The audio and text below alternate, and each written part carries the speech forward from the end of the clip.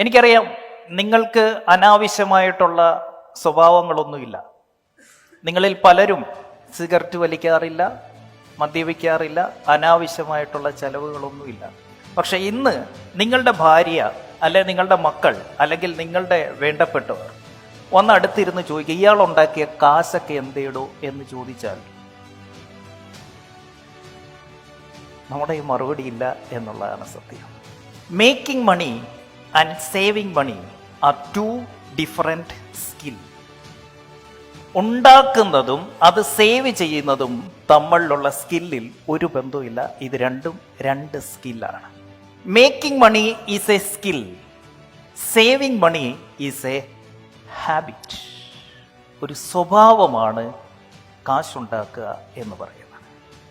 10,000 രൂപ ലാഭം കിട്ടുമ്പോൾ ഇതിൽ നിന്ന് 1000 രൂപ നിങ്ങൾക്ക് സേവ് ചെയ്യാൻ പറ്റുന്നില്ല എങ്കിൽ 1 കോടി രൂപ നിങ്ങളുടെ കയ്യിൽ കിട്ടിയാലും നിങ്ങൾക്ക് 1,00,000 രൂപ സേവ് ചെയ്യാൻ പറ്റില്ല.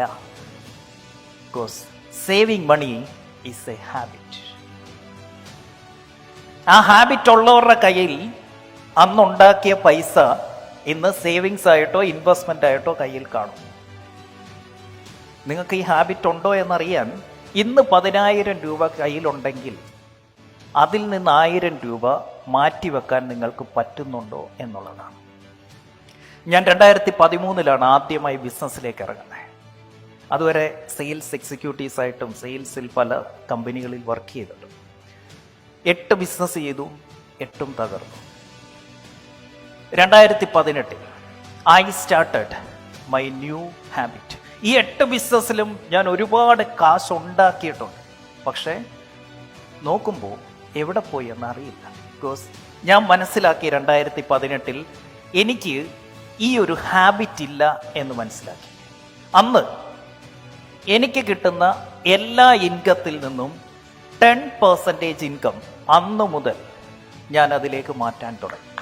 ആ മണിയൊന്ന് അടുത്തിരിക്കുന്നത്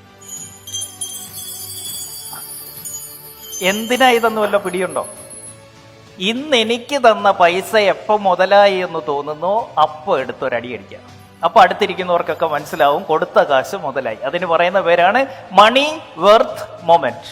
എപ്പോൾ നിങ്ങളുടെ ബിസിനസ്സിന് പറ്റുന്ന നിങ്ങൾക്ക് കിട്ടുന്ന ഒരു ഐഡിയ കിട്ടുന്നോ അപ്പോൾ എടുത്തൊരടി അടിച്ചേക്കണം. അത് നമ്മളുടെ ബ്രെയിനിനെ ഒന്ന് തറപ്പിച്ച് ഉറപ്പിച്ച് സെറ്റാക്കി എടുക്കാനായിട്ടാണ്. ഒന്നടിച്ചേ കേക്കട്ടെ.